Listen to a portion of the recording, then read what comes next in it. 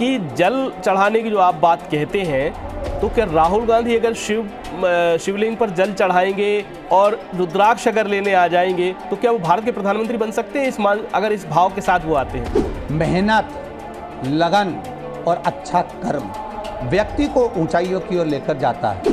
साथ में आपका किया गया विश्वास, आडंबर नहीं, दिखावा नहीं। पंडित जी, मोदी जी से भेंट हुई है आपकी?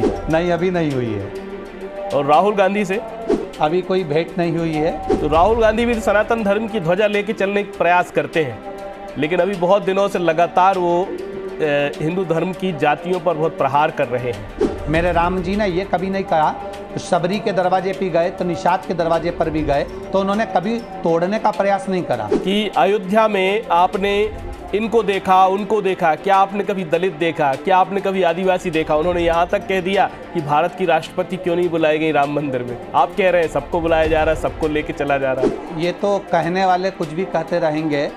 वहाँ बैठने वाले जितने आए थे, साधु, संत, सन्यासी, तपस्वी, साधक, उपासक, जो संत बैठे थे, उनसे पूछा थोड़ी ना गया कि ये ब्राह्मण था कि क्षत्रिय था कि वैश्य था कि शूद्र था। तो शंकराचार्यों ने भी जो है मुहूर्त को लेके, राम मंदिर की टाइमिंग को लेके इस सब को प्रश्न किए थे। क्या वो प्रश्न जायज थे? कोई जो उन्होंने वेद और पुराणों से वर्णित किया गया, उनने जो कहा उस पर कोई हम एक भी कमेंट्स नहीं कह सकते, एक भी शब्द नहीं कह सकते। ये तो बच के निकलने वाली बात होगी पंडित जी, बहुत सीधी सीधी बात है। जो मुहूर्त तो एक ही होगा ना, ज्योतिषी गणना तो एक ही होंगी ना। नमस्कार, मैं हूं वरुण श्रीवास्तव और आप देख रहे हैं IBC 24। आपने सुना होगा श्री शिवाय नमोस्तुभ्यम, आपने सुना होगा एक लोटा जल समस्या का हल, आपने सुना होगा एक रुद्राक्ष का एक छोटा सा मन का आपकी जिंदगी भर की और मन की सारी समस्याएं दूर कर देगा। जी हाँ, हम बात कर रहे हैं कुबेश्वर महाराज जी के जो प्रेरक हैं और गुरु हैं, पंडित प्रदीप मिश्रा जी की। पंडित प्रदीप मिश्रा जी हमारे साथ हैं और हम उनसे अगले 1 घंटे लगातार बात करेंगे और समझेंगे पूरा ये आध्यात्मिक और धार्मिक जो दर्शन है भगवान बाबा शिवनाथ का, इस पूरे दर्शन को समझने का प्रयास करेंगे। पंडित जी, आपका बहुत बहुत स्वागत है कार्यक्रम में। श्री शिवाय नमस्तुभ्यम। श्री शिवाय नमोस्तुभ्यम। श्रोताओं को हर हर महादेव, शिवरात्रि की बधाई। धन्यवाद पंडित जी। श्री शिवाय नमोस्तुभ्यम और एक मंत्र होता है ओम नमः शिवाय, पंचाक्षर मंत्र है। ये दोनों ही मंत्रों का जो अर्थ समझ में आता है वो भगवान शिव को हम अर्पित करते हैं, स्वयं को स्मरण करते हैं, उनको प्रणाम करते हैं। तो इनमें कोई अंतर और भी है? क्योंकि इसको लेकर के भी कई बार बातें हुई हैं, चर्चाएं हुई हैं। देखिए, नमः शिवाय पंचाक्षर मंत्र और ओम नमः शिवाय षडाक्षर मंत्र है। इन दोनों मंत्रों का प्रयोग का भी वर्णन हमारे यहाँ शिव महापुराण में वर्णित किया गया है और स्कंद पुराण में भी इसका वर्णन है कि इन मंत्रों का प्रयोग कैसे करना चाहिए।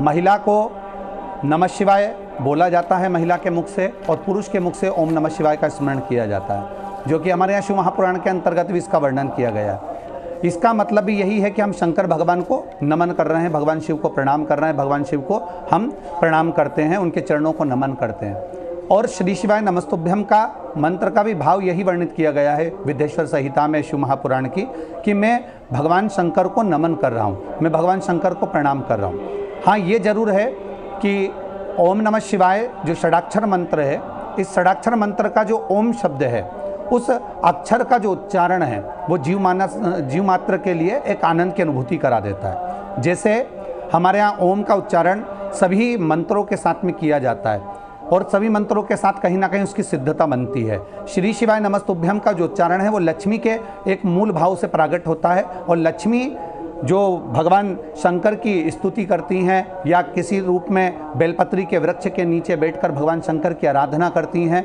बेलपत्र के वृक्ष के नीचे बैठकर भगवान शंकर को प्राप्त करने का या उनको जानने का एक अवसर प्राप्त करती हैं, तो वो श्री शिवाय नमस्तुभ्यम भगवान शंकर को बारंबार नमन करती हैं वो जी। तो मूलतः ओम नमः शिवाय, नमः शिवाय, श्री शिवाय नमस्तुभ्यम, ये सभी मंत्रों का जो प्रभाव है वो हमारे जीवन में सुखमय होता है, हमारे जीवन में आनंदमय होता है। कुछ मंत्र हमारे यहाँ जैसे आनंद के साथ में गायत्री मंत्र है, उसके साथ ओम का उच्चारण है, और भी मंत्र हैं उसके साथ ओम का उच्चारण है, अर्थात उस अक्षर का उच्चारण भी हमारे जीवन में ऊर्जा प्रदान करता है, उज्ज्वलता देता है। श्री शिवाय नमस्तुभ्यम वो मंत्र है, हम इसको मंत्र भी कह लें, हम इनको शब्दों में भी कह लें, और विदेश्वर संहिता में शिव महापुराण में जो वर्णन किया गया है उसका मूल तत्व यह है कि इस को बोलने वाला, श्री शिवाय नमस्तुभ्यम को बोलने वाले का केवल मुख का दर्शन भी हजारों अश्वमेध यज्ञ के फल के बराबर हो जाता है। इसलिए ये सभी मंत्र जो हमारे शंकर के हैं, चाहे वो महामृत्युंजय हो, ओम नमः शिवाय हो,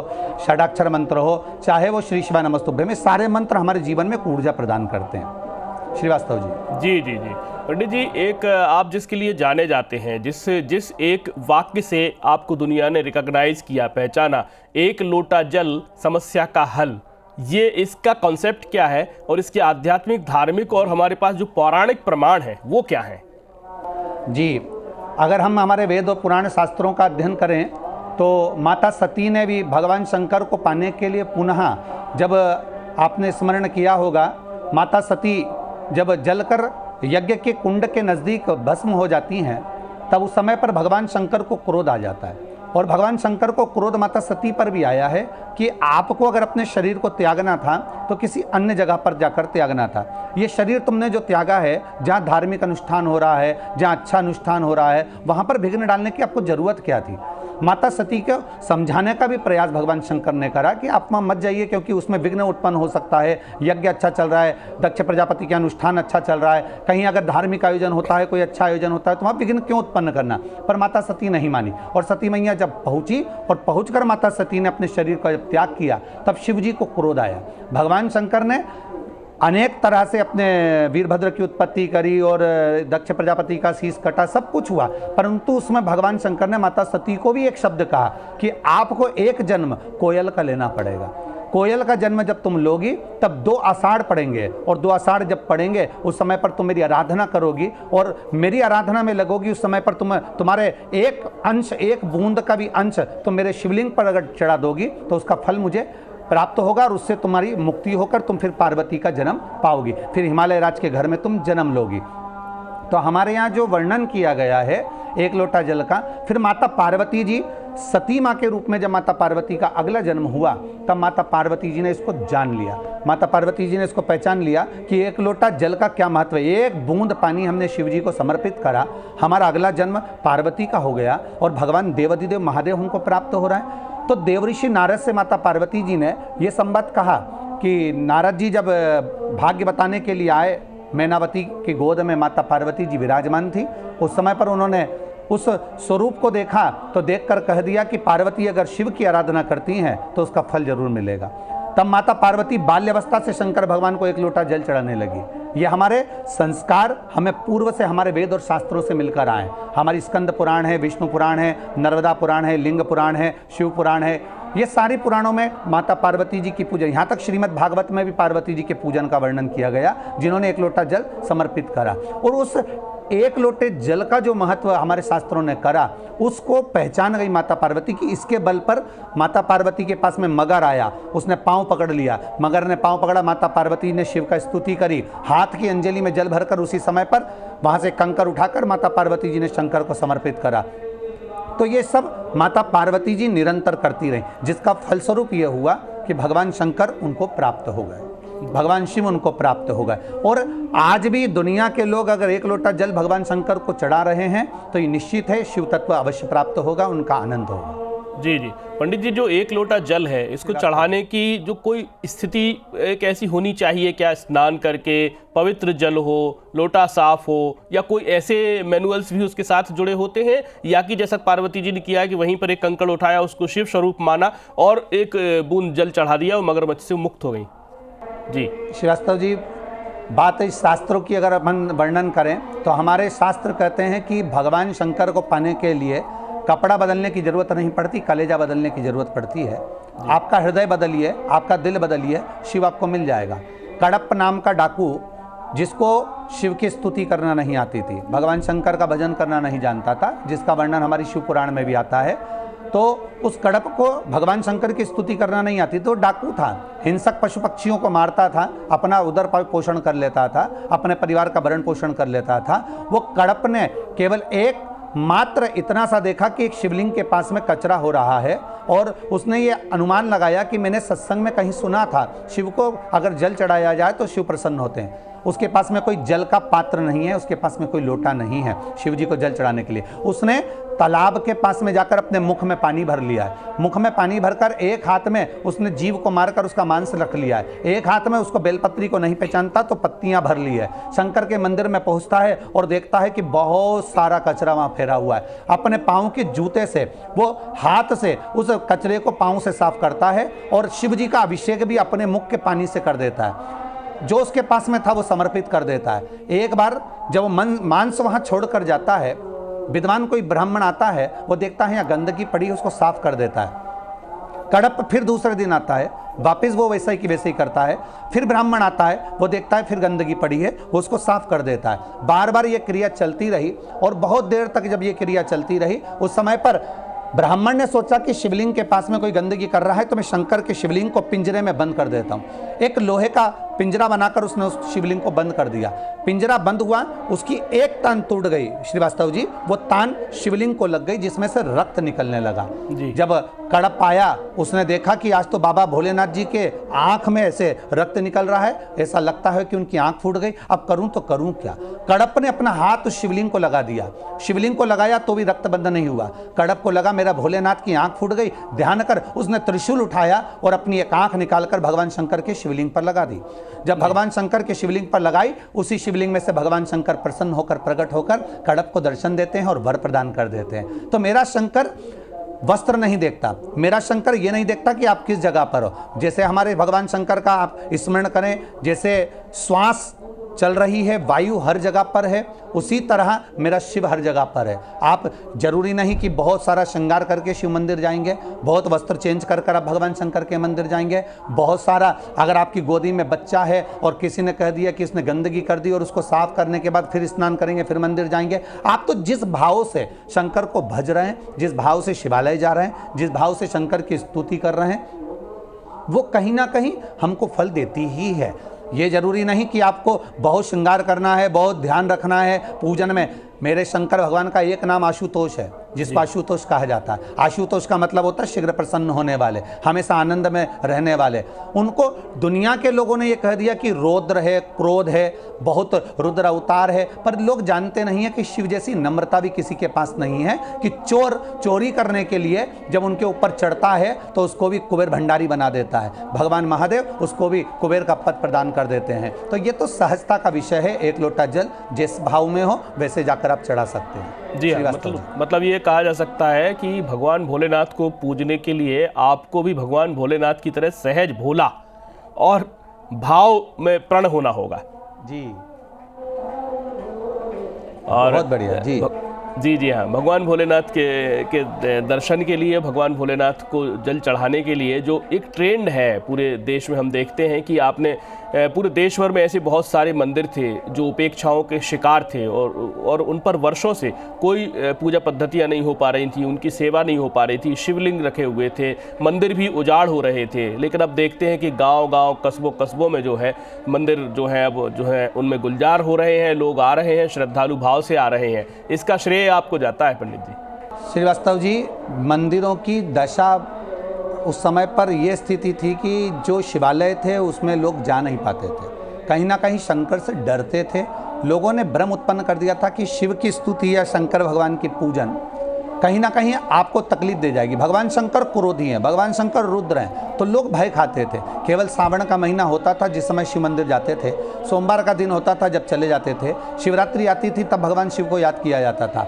आज के समय में देवाधिदेव महादेव की ये करुणा, ये उदारता बहुत ज़्यादा है कि भक्त प्रतिदिन भगवान शिव के मंदिर जा रहे हैं, चाहे वो छोटे हों चाहे बड़े हों। और इसका हम तो कहेंगे हमारे ऊपर श्रेय नहीं, स्वयं देवाधिदेव महादेव ने जो कृपा करी है दुनिया के लोगों पर, ये शिव महापुराण के माध्यम से वेदव्यास जी ने जो कृपा करी है, वो जनमानस को प्रसाद के रूप में हमने वितरण किया है। जी हाँ पंडित जी, हम देखते हैं कि एक रुद्राक्ष भी समस्या का हल करता है, और जब रुद्राक्ष देने का जो समय होता है तो आपके जो कुबेरेश्वर मंदिर है वहाँ पर 3-3, 4-4 किलोमीटर तक की लाइन लगती है। तो ये रुद्राक्ष का ऐसा क्या अभिमंत्रण होता है जो इसका प्रभाव लोगों तक होता है? श्रीवास्तव जी, देवादिदेव महादेव के नेत्रश्रु से प्रकट हुआ है रुद्राक्ष। जब भगवान एकांत में काशी की पवित्र भूमि पर विराजमान थे, तब माता पार्वती जी ने पीछे से आकर उनके नेत्र का स्पर्श कर लिया था। नेत्र को बंद किया तो भगवान शंकर के नेत्र से एक बूंद अश्रु की गिर गई, जिससे रुद्राक्ष का पौधा उत्पन्न हो गया। जैसे माता पार्वती जी के द्वारा बेलपत्र उत्पन्न हुआ है, वैसे ही भगवान शिव के द्वारा रुद्राक्ष उत्पन्न हुआ है। शंकर भगवान को अति प्रिय है रुद्राक्ष। हमारा शास्त्र कहता है 1 मुखी से लेकर 14 मुखी तक रुद्राक्ष होते हैं, ये शिव पुराण में लिखा गया है। 1 मुखी से 21 मुखी तक रुद्राक्ष होते हैं, ये स्कंद पुराण में लिखा गया।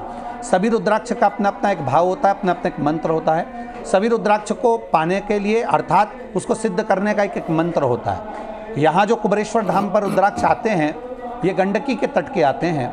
वैसे सारी दुनिया में जो रुद्राक्ष आते हैं वो नेपाल के आते हैं, और नेपाल के खेती होती है वहाँ के आते हैं। पर ये जो सीहोर का रुद्राक्ष है, ये गंडकी तट का रुद्राक्ष होता है। जिस रुद्राक्ष को यहाँ लाकर धोकर सिद्ध किया जाता है, और धोने के बाद में उसको साफ कर कर, जैसे उसके ऊपर खोल चढ़ी होती है, जैसे बेर होता है, बोर होता है, उसके ऊपर कवर चढ़ा होता है, इसी तरह रुद्राक्ष के ऊपर कवर चढ़ा होता है। उसको धोकर साफ कर कर यहाँ सिद्ध कर कर फिर बाबा के अभिषेक में प्रतिदिन उनको रखा जाता है। जो अभिषेक में रखा जाता है वो रुद्राक्ष फिर बाद में जनमानस को उनके कल्याण के लिए दिया जाता है। क्या होता है, 1 मुखी से 14 मुखी तक जो रुद्राक्ष हैं, या 1 मुखी से 21 मुखी तक रुद्राक्ष हैं, प्रत्येक संसार का व्यक्ति उन रुद्राक्ष के मंत्र को पढ़ नहीं पाता, उनका स्मरण नहीं कर पाता, उनको जप नहीं पाता और उनका अनुष्ठान नहीं कर पाता, तो वो रुद्राक्ष सिद्ध नहीं हो पाते। उसको यहाँ पर शिवरात्रि के समय पर जो हमारे यहाँ फुलेरा दूज का जो आयोजन होता है, शिवरात्रि का जो आयोजन होता है, और यहाँ जो आयोजन चलता है रुद्राक्ष महोत्सव का, उसमें विद्वान ब्राह्मणों द्वारा उसको सिद्ध किया जाता है। वैसे रुद्राक्ष आप रूप में सिद्ध है, उसको सिद्ध करने की जरूरत नहीं पड़ती, पर एक अनुष्ठान के माध्यम से उसमें एक बल, एक एनर्जी और दी जाती है, एक ऊर्जा दी जाती है। जैसे आप और हम घर के मंदिर में शंकर में जल चढ़ा दें, या फिर मंदिर में शिवालय में जल चढ़ा दें, और एक 12 ज्योतिर्लिंग में जल चढ़ा दें, उसका एक अंतर पड़ता है। उसी तरह सिद्ध करे हुए रुद्राक्ष को जब यहाँ से वितरण किया जाता है तो वो रोग मुक्ति के लिए भी रहता है और कार्य सिद्धि के लिए भी रहता है। इसलिए संपूर्ण विश्व में, संपूर्ण देश विदेश में सीहोर का जो रुद्राक्ष है वो सिद्ध माना गया है। तो पंडित जी, जो रुद्राक्ष की बात की जाती है, तो रुद्राक्ष में कोई बहुत भाव होना जरूरी है, या कि वो एक दवा की तरह काम करता है? जैसे एलोपैथी की दवा काम करती है, सर दर्द अगर आपका कर रहा है तो आप दवा खा लीजिए, सर दर्द ठीक हो जाएगा, आपका भाव हो या ना हो। तो रुद्राक्ष भी ऐसे ही काम करता है, या कि भाव होना जरूरी है? देखिए श्रीवास्तव जी, रुद्राक्ष भगवान शंकर का एक अंश स्वरूप है। जैसे वर्णन किया कि पृथ्वी में अगर अपन बीज डालते हैं, पृथ्वी के अंदर अगर अपन ने बीज बोया है तो उसमें पानी डाल रहा है थोड़ा, और मिट्टी मिल रही है, तो ये निश्चित है कि वो अंकुरित होगा ही होगा। उसी तरह भगवान शंकर का रुद्राक्ष आप भाव से पहने या अभाव में पहने, जैसा आपका हृदय है, जैसा आपका मन है, कि आपने कहा कि जैसे दवाई लोग लेते हैं या दवाई लेने के बाद छोड़ देते हैं, ऐसा नहीं। एक बार अगर रुद्राक्ष आपके गले में आ गया, रुद्राक्ष का जल आप धारण करें हैं, तो ये निश्चितता है कि भगवान शंकर आपके ऊपर कृपा जरूर करते हैं, और फिर वो धीरे धीरे अपनी ओर खींचते जरूर हैं। तो वो रुद्राक्ष कहीं ना कहीं किसी ना किसी रूप में कार्य करता ही है। आपने किसी के लिए किसी भाव से भी पहना है, पर भगवान शंकर करुणा करते ही करते हैं। जैसे एक घड़ा, उस घड़े में अपन सीधा रख दो तो उसमें पानी भराता जाता है, और उसी घड़े को उल्टा रख दिया नल के नीचे तो कम से कम घड़ा शीतल तो बना रहता है, भले उसमें पानी ना भरा है पर शीतलता उसमें रहती है। उसी तरह आपका भाव है कि नहीं है, पर रुद्राक्ष अपना काम जरूर करता है। जी हाँ, एक मैकेनिकल टेक्निकल ढंग से काम करता है। ये भी एक नया आयाम है धर्म में, अध्यात्म में और उनके वस्तुओं में। पंडित जी, जो वक्त की प्रत्यंचा है, जहां तक खिंचती हो, जितनी दूरी तक खिंचती हो, इस दौरान क्या रुद्राक्ष को लेकर, क्या एक लोटा जल को लेकर के हजारों सालों से शिव की आराधना हो रही है, परंतु इस तरह के फॉर्मूले नहीं सुनाई दिए। क्या ये फॉर्मूले कभी आपसे पहले कभी किसी विद्वान ने नहीं बनाए होंगे क्या? देखिए, हमारे पुराणों में, हमारे शास्त्रों में, चाहे श्रीमद् भागवत उठा लीजिए, चाहे राम कथा उठा लीजिए, रामचरितमानस में भी स्वयं दशरथ बाबा के घर में जब संतान की प्राप्ति नहीं हुई तो गुरु बाबा से उन्होंने निवेदन करा कि मेरे यहाँ संतान नहीं हो रही है, तो उन्होंने पुत्र कामेष्टि यज्ञ का ज्ञान दिया। और कहा कि इस यज्ञ को मैं नहीं कराऊंगा, श्रृंगी को बुलाइए, श्रृंगी ऋषि इस यज्ञ को कराएंगे। उसी तरह हमारे वेद पुराण में, हमारे शास्त्रों में एक एक चीज का उपाय लिखा हुआ है। बस ये है कि उसको लोग जनमानस तक लेकर नहीं आए थे। शिव महापुराण के इन उपायों को जनमानस तक लाने का हमने प्रयास किया है कि लोगों को ज़्यादा कोई आडंबर में ना डालें, कोई अंधविश्वास में ना जाएं, किसी के खर्चे में ना जाएं कि लोग हमने इनको दिखाया, हमने उनको बताया इतना पैसा लगेगा, इतना पूजन में लगेगा। तो अपने घर में, अपने शिवालय में आप एक लोटा जल समर्पित कर कर, बेलपत्र समर्पित कर कर, लौंग समर्पित कर कर भगवान शंकर की भक्ति प्राप्त कर सकते हैं। जी हाँ पंडित जी, इसको क्या इस तरह से भी जोड़ा जाए कि जो नया दौर है, नया समय है, इसमें धार्मिक जागरूकता और ध्यान की जागरूकता बनिस्बत पुराने दौर से ज़्यादा है, मानते हैं आप? जी बिल्कुल, बहुत ही। और इस जो अभी देखने को मिल रहा है नज़ारा, सनातन धर्म की एक प्रबलता आगे बढ़ी है और धर्म के प्रति लोग जागरूक हुए हैं। कहीं ना कहीं शिवालय, देवालय, तीर्थों में भीड़ बढ़ी है। पहले लोग 31 मनाने के लिए कहीं गोवा जाते थे, कहीं अच्छे हिल स्टेशन जाते थे। आज के समय में लोग सीधे भगवान महाकाल की ओर, काशी विश्वनाथ जी की ओर, कहीं नाथद्वारा की ओर, कहीं तिरुपति की ओर अग्रण्य होते हैं, कहीं कुबेरेश्वर धाम की ओर आते हैं। तो कहीं ना कहीं हमारा धर्म आगे बढ़ा है और नवयुवक बच्चों में आज के समय में प्रीत बढ़ी है, आज के समय में उनकी रुचि बढ़ी है धर्म के प्रति। जी हाँ, जी हाँ, मतलब वो आपसे जुड़ रहे हैं और आप जैसे जो जितने भी कथावाचक या धर्मगुरु हैं या प्रेरक हैं जो धर्म की ओर उनको लेकर जा रहे हैं, साथ ही साथ आप लोगों के साथ ही एक राजनीति भी समानांतर काम कर रही है, वो भी उनका एक मनमानस का जो है राजनीतिकरण भी कर रहे हैं। पंडित जी, इसको कैसे देखते हैं? देखिए श्रीवास्तव जी, ये तो धर्म के साथ राजनीति और राजनीति के साथ धर्म तो शुरू से चला आ रहा है। जब राजा विराजमान होते थे सिंहासन पे तो उनके साथ में भी उनके गुरु विराजमान होते थे, साथ बैठते थे उनको मार्गदर्शन करने के लिए। तो ये तो शुरू से होता आया और कहीं ना कहीं अगर कोई सदगुरु उसके साथ में जुड़ा हुआ है और वो मार्ग बता रहा है, ये जरूर है कि धर्म में ज़्यादा राजनीति नहीं होना चाहिए, ना राजनीति में ज़्यादा धर्म का वो होना। मूल चीज़ है कि थोड़ा मार्गदर्शन जरूर होना चाहिए जिससे कोई पथ से भ्रष्ट ना हो जाए, पथ से कोई डोल ना जाए, अपने पथ पर चलता रहे और कुछ ना कुछ अच्छा कार्य करता रहे। इसलिए किसी ना किसी रूप में धर्मगुरु इनको मार्गदर्शन करते रहते हैं। जी हाँ, मतलब धर्म और राजनीति को आप अलग अलग मानते हैं या कि धर्म का हिस्सा राजनीति है, राजनीति का हिस्सा धर्म है, या दोनों एक दूसरे से बहुत ज़्यादा जुड़े हुए हैं, या दोनों एक दूसरे के बिना रह ही नहीं सकते? जी नहीं, ऐसा तो नहीं है कि दोनों एक दूसरे के बिना नहीं रह सकते, पर यह है कि दोनों एक दूसरे को, धर्म को राजनीति की ज़रूरत नहीं है पर राजनीति को धर्म की ज़रूरत जरूर पड़ती है। कहीं ना कहीं जब व्यक्ति कहीं ना कहीं एकदम अशांत हो जाता है तब वो धर्म की ओर बढ़ता है, चाहे राजनेता हो, चाहे सत्ताधारी हो, चाहे कोई पदाधिकारी हो, उसको धर्म की ओर बढ़ना ही पड़ता है। एक समय जरूर ऐसा आता है जिस समय पर वो अपनी मौनता धारण करता है और भगवान की ओर आगे बढ़ता है। बड़े से बड़े अधिकारी भी किसी भी रूप में रहे हों पर वो एक समय ऐसा आता है कि वो धर्म की ओर अग्रण्य होते हैं, कहीं ना कहीं अच्छे की ओर आगे बढ़ते हैं। जी हाँ, गोवर्धन पीठ के जो शंकराचार्य हैं स्वामी निश्चलानंद जी, वो कहते हैं कि राजनीति जो है वो धर्म का एक बहुत छोटा सा हिस्सा है, या कि राजनीति धर्म से अलग है। आप बता रहे हैं कि दोनों जो है डिफरेंस है, तो ये कंट्राडिक्शन नहीं है धर्मगुरुओं के बीच में? देखिए, कहीं ना कहीं अभी आपको हमने वर्णन किया कि दशरथ जी के साथ भी उनके गुरु विराजमान होते थे, राजा जो बैठते थे उनके साथ में गुरुओं का निवास होता था। अर्थात हमारे यहाँ पर हम ये नहीं कह रहे कि राजनीति, आपने कहा राजनीति का हिस्सा क्या धर्म है, ना, धर्म का थोड़ा सा अभाव राजनीति के अंतर्गत हो सकता है पर राजनीति का हिस्सा धर्म नहीं हो सकता। कहीं ना कहीं उनको समझाने का प्रयास जरूर हो सकता है कि राजा बैठा है तो वो धर्म के गुरुओं से राय लेकर कुछ अच्छा करने का प्रयास करे। जैसे अभी अवध में राम जी बैठे तो कहीं ना कहीं धर्म गुरुओं की राय ली गई और कहीं ना कहीं उनसे मार्गदर्शन कर कर फिर राम जी महाराज को विराजमान किया गया। चाहे वो काशी के विश्वनाथ हो, चाहे वो मथुरा के भगवान कृष्ण हो, किसी ना किसी रूप में अगर वो कार्य हो रहा है तो धर्मगुरुओं की भी राय ली जाती है, दोनों को समता मानकर एक साथ लेकर उनको चला जाता है। अभी एक सदी का बड़ा इवेंट हुआ, महा इवेंट हुआ। अयोध्या में वर्षों बाद भगवान राम की मूर्ति की स्थापना हुई और एक बड़ा आयोजन हुआ। उसमें विवाद भी हुए, बताया गया कि कई विद्वानों की सलाह नहीं ली गई, कभी मुहूर्त की बात की गई, कभी अधूरे मंदिर को जो है टारगेट किया गया। इसको पंडित प्रदीप मिश्रा कैसे देखते हैं?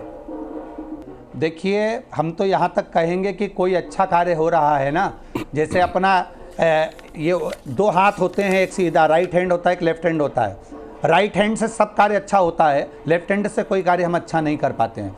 तो लेफ्ट हैंड हाथ को, उल्टे हाथ को भी ये लगता है कि मेरा ये हाथ किसी काम का नहीं, तो भगवान से उस हाथ ने भी प्रार्थना करी कि भगवान मुझे बनाया ही क्यों, जब सारा दान पुण्य यज्ञ भजन सब कुछ सीधे हाथ से होना है, राइट हैंड से होना है, तो मुझे क्यों बनाया, लेफ्ट हैंड को क्यों बनाया। तब मुझे बड़ा दुख होता है कि मेरा ये हैंड काम नहीं आता, अच्छी जगह पर कार्य नहीं करता। तब परमात्मा ने कहा हाथ को, इस हस्त को, लेफ्ट हैंड को, कि तुम एक काम क्यों नहीं करते, इस राइट हैंड को थोड़ा सा स्पर्श कर लिया करो यज्ञ करते समय, अनुष्ठान करते समय, आरती करते समय, तो तुम्हें भी उसका पुण्य प्राप्त होता चले जाएगा।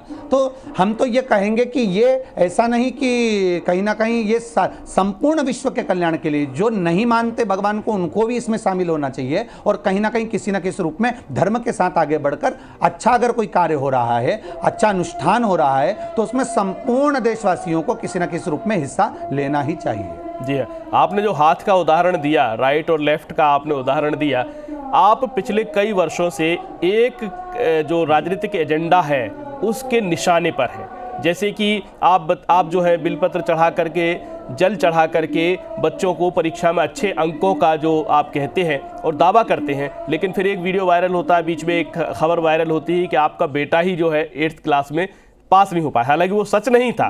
तो इस तरह की जो घटनाएं होती हैं, इस तरह के जो टारगेट्स होते हैं, तो आपका ध्यान भंग नहीं होता कि कहाँ मैं लगा हूँ, दुनिया को अच्छा कुछ करना चाह रहा हूँ और लोग मेरे को रोक रहे हैं।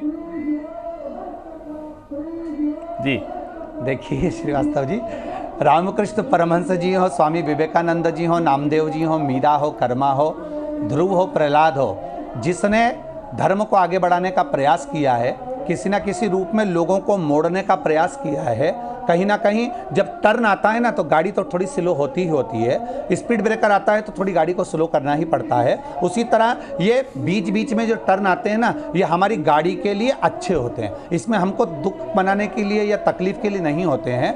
जैसे किसी ने कहा कि बेलपत्र पर शहद लगाकर चढ़वाते हैं, या कोई वो अधूरी वीडियो लोग चलाते हैं। अगर पूरी वीडियो चलाएंगे तो हमने प्रत्येक कथा में कहा है कि अच्छी मेहनत करो, अच्छी मेहनत, अच्छा कर्म करो, और उसके साथ में शंकर जी पर विश्वास कर एक बेलपत्री पर शहद लगाकर शंकर भगवान को समर्पित करो। अब उसमें अगर वो कह दे कि गुरु जी का पुत्र, तो हम तो कहते हैं कि ये सब अफवाहें लोग उड़ाते हैं कि ये गुरु जी का बेटा फेल हो गया। जो बच्चा नहीं पढ़ेगा, जो कर्म नहीं करेगा, तो उसके लिए तो ये रिजल्ट होना ही है। और हमारा बेटा फेल नहीं हुआ था, उस समय उसका रिजल्ट अच्छा आया था, पर किसी ना किसी रूप में उसको गलत शो करा गया कि कहीं ना कहीं महाराज जी की टांग खींचकर पीछे करा जाए, आप भी आगे बढ़ेंगे तो आपकी भी टांग खींची जाएगी। तो ये तो हम जब राह पर चलते हैं ना, मार्ग पर चलते हैं, तो बीच बीच में टर्न जो आते हैं ना, ये हमें सिखाने के लिए आते हैं कि थोड़ा गाड़ी स्लो करो, थोड़ा आराम से चलो, धीरे धीरे और आगे बढ़ना है आपको, तो थोड़ा स्लो होते चलिए। तो मतलब जो अपन आगे बढ़ने की जो भी कोशिश करते हैं, या जो हमारा प्लान होता है, या हमसे जो प्रेरणाएं हमको मिल रही होती हैं परमात्मा की, उन प्रेरणाओं में नकारात्मकताएं भी आएंगी, उनसे भी बच के रहना, ये प्रेरणा भी साथ में भगवान भोलेनाथ देते होंगे आपको। जी जी जी जी जी बिल्कुल, अपने जीवन में आती है। ऐसा कौन सा अपन मनुष्य है, अपन कोई परमात्मा नहीं है, अपन कोई भगवान नहीं है, अपन मानव है। माता के गर्भ से जन्म लेने वाला प्रत्येक व्यक्ति मानव ही की जीवन में आनंदता पाता है, और उसको ये समझ लेना चाहिए कि जीवन में सुख दुख दोनों ही आते हैं। जी हाँ, अभी वर्तमान में भारत का राजनीतिक नेतृत्व और राजनीतिक दिशा कैसी लगती है आपके हिसाब से? अभी भारत में जो स्थिति राजनीति की चल रही है, जिसके अंतर्गत सनातन धर्म की ध्वजा फहराई जा रही है, किसी न किसी रूप में एक नीचे से नीचा व्यक्ति, हमें ये देखना है कि राम जी के राज्य का एक अंश आज देखने को मिल रहा है। राम जी के राज्य का अंश क्या था कि आपने देखा होगा, हरिद्वार जाओ तो वहाँ राम घाट मिलता है, उज्जैन जाओ तो राम घाट मिलता है, यमुना जी के घाट पर जाओ तो राम घाट मिलता है, मंदाकिनी के घाट पर जाओ तो राम घाट मिलता है, सरयू जी के घाट पर जाओ तो राम घाट मिलता है। राम घाट का मतलब क्या होता था कि चाहे वो ब्राह्मण हो, क्षत्रिय हो, वैश्य हो, शूद्र हो, सभी वर्ण का व्यक्ति एक घाट से पानी पीता था, एक घाट से जल लेता था, एक घाट पर बैठता था, एक जाजम पर बैठता था।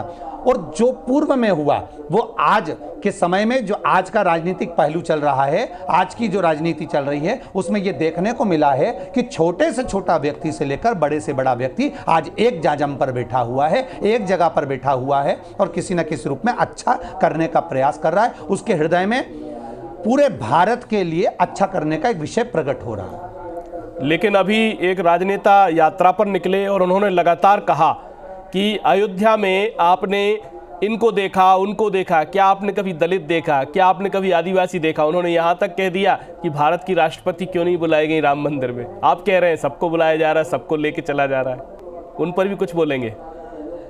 श्रीवास्तव जी देखिए, ये तो कहने वाले कुछ भी कहते रहेंगे। वहाँ बैठने वाले जितने आए थे, साधु संत सन्यासी तपस्वी साधक उपासक जो संत बैठे थे, उनसे पूछा थोड़ी ना गया कि ये ब्राह्मण था कि क्षत्रिय था कि वैश्य था कि शूद्र था। जो वहाँ बैठा था उससे यह पूछा नहीं गया है, क्योंकि साधु से जात नहीं पूछी जाती, संत से जात नहीं पूछी जाती, परंतु वो कौन था, बैठा तो था ना। अब उससे आप ये थोड़ी ना पूछ सकते हो कि आप ब्राह्मणों की, क्षत्रियों की, वैश्यों।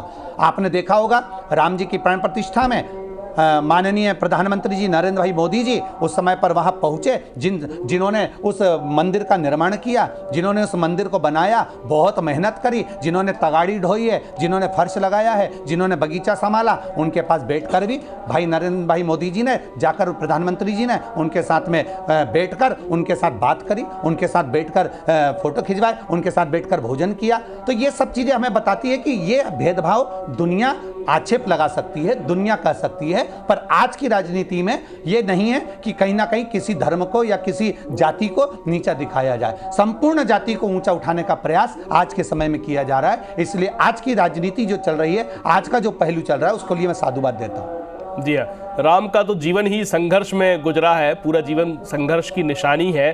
तो शंकराचार्यों ने भी जो है मुहूर्त को लेके, राम मंदिर की टाइमिंग को लेके इस सब को प्रश्न किए थे।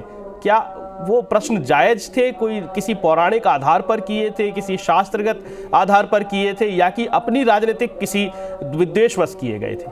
देखिए, वो जगत गुरु शंकराचार्य जी हैं, वो हमारे शंकर का एक अंश है, वो मेरे शिव का एक स्वरूप है। हम कई बार कथाओं में कहते हैं कि जगत गुरु शंकराचार्य जी की जो पीठें हैं, ये स्वयं शिव की पीठें हैं, भगवान शंकर की पीठ हैं। मेरे भगवान देवाधिदेव महादेव के स्वरूप में ही उनके वाक्य हैं, जो उन्होंने वेद और पुराणों से वर्णित किया गया। उनने जो कहा उस पर कोई हम एक भी कमेंट्स नहीं कह सकते, एक भी शब्द नहीं कह सकते, क्योंकि उन्होंने कुछ अच्छा सोचकर बोला होगा, उनके अनुसार बोला होगा, उनके लिए कहीं ना कहीं कुछ अच्छा बोलने का प्रयास किया होगा, जिससे सनातन धर्म के लिए और सबके लिए अच्छा हो। उसमें कोई, हम उसके लिए कुछ भी नहीं कह सकते। उन्होंने जो बोला वो श्रेष्ठता में बोला, और जो हुआ वो भी श्रेष्ठता में हुआ। ये तो बच के निकलने वाली बात हो गई पंडित जी, बहुत सीधी सीधी बात है। जो मुहूर्त पर, मुहूर्त तो एक ही होगा ना, ज्योतिषी गणना तो एक ही होंगी ना, हमारी नक्षत्रों की गणना तो एक ही होंगी ना, हमारा अगर विधान है, हमारा अगर ज्योतिष विज्ञान है और सारी चीजें हैं, तो गणना तो एक ही होंगी। वही प्रदीप मिश्रा जी मुहूर्त निकालेंगे, वही कोई दूसरे पाठक जी मुहूर्त निकालेंगे, वही कोई तीसरे पंडित जी मुहूर्त निकालेंगे। इनमें इतना डिफरेंसेस कैसे हो सकता है? क्या देश काल परिस्थिति जलवायु से भी इनमें परिवर्तन आता है क्या? क्यों नहीं हो सकता श्रीवास्तव जी, ऐसा नहीं होता। कई पंचांग अलग अलग होते हैं, कई मुहूर्त अलग अलग होते हैं, और जिन ब्राह्मण देवता ने वो मुहूर्त निकाला हुआ राम जी की प्राण प्रतिष्ठा का, वो मुहूर्त भी गलत नहीं हुआ होगा, या स्वामी जी जो जगत गुरु शंकराचार्य जी जो कर रहे हैं वो भी गलत नहीं कर रहे हैं। कहीं ना कहीं किसी न किसी रूप में सभी चीज़ें अनुकूल हुई है, और कहीं ना कहीं बाबा की कृपा हुई होगी, तभी उनके शब्द निकले होंगे, और तभी ये मुहूर्त का भी आनंद भगवान राम जी की कृपा से हुआ होगा। जो कुछ होता है सब राम जी की कृपा से ही होता है, जो हुआ सब अच्छा हुआ है। जी जी जी पंडित जी, मोदी जी से भेंट हुई है आपकी? नहीं, अभी नहीं हुई है। और राहुल गांधी से? अभी कोई भेंट नहीं हुई है। बाबा से भेंट करना चाहते हैं, भोले बाबा बस कृपा करते रहें और भोले बाबा की करुणा बनी रहे, क्योंकि ज़्यादातर राजनीति में हम लोग नहीं हैं, हम तो केवल बाबा की भक्ति में और किसी न किसी रूप में सनातन धर्म की ध्वजा फहराती रहे, उसी में लगे हुए हैं। तो राहुल गांधी भी सनातन धर्म की ध्वजा लेके चलने का प्रयास करते हैं, लेकिन अभी बहुत दिनों से लगातार वो हिंदू धर्म की जातियों पर बहुत प्रहार कर रहे हैं। कैसे देख रहे हैं आप इसको? देखिए, एक तरफ अगर भगवा ध्वजा लेकर चल रहे हैं और दूसरी तरफ अगर जाति को छोड़ रहे हैं या जाति में भेद कर रहे हैं, तो ये श्रेष्ठ नहीं है।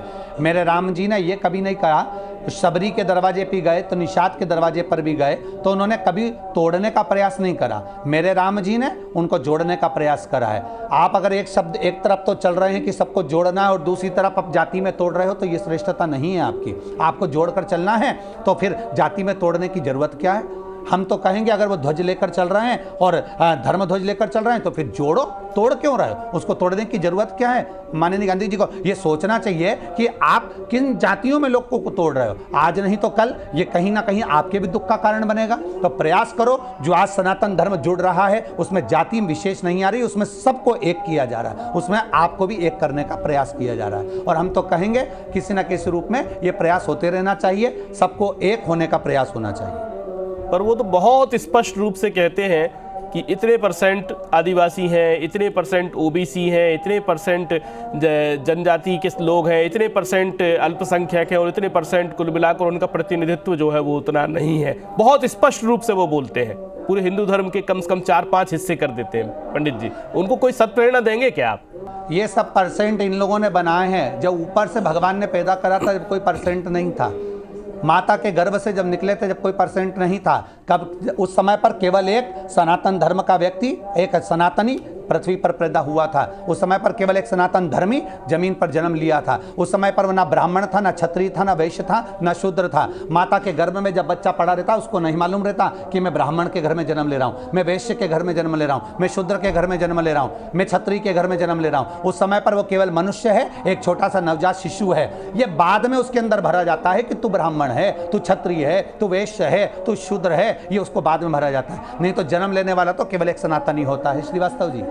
जी पंडित जी, जो गोवर्धन मठ पीठ के जो शंकराचार्य हैं स्वामी निश्चलानंद जी, मैं उनको अधिकतर सुनता हूँ, मैं उनका एक शिष्य भी हूँ, लेकिन वो एक बात बार बार कहते हैं और अभी उन्होंने हाल ही में एक वीडियो में उन्होंने कहा कि ये सब जो उठापटक हो रहा है या वितंडा हो रहा है देश के अंदर, वो इसलिए हो रहा है क्योंकि क्षत्रिय राजा नहीं है। तो क्या कहेंगे? वो तो बहुत जाति और वर्ण में बहुत ज़्यादा अंदर जाकर बात करते हैं। आप कह रहे हैं सनातन का मतलब सिर्फ सनातन है, इसके अलावा कोई विभाजन नहीं है, पर वो तो वहाँ बहुत सारी लेयर्स की बात करते हैं। ना ना ना ना, अगर आप अच्छे से सुनेंगे पूज्य शंकराचार्य जी को, अगर आप अच्छे से सुनेंगे तो आप ये जानेंगे कि उन्होंने कभी जाति को बांटने का क्रम नहीं करा। उन्होंने ऐसे वन क्षेत्रों में पहुँचे हैं, ऐसे जंगल के क्षेत्रों में पहुँचे हैं।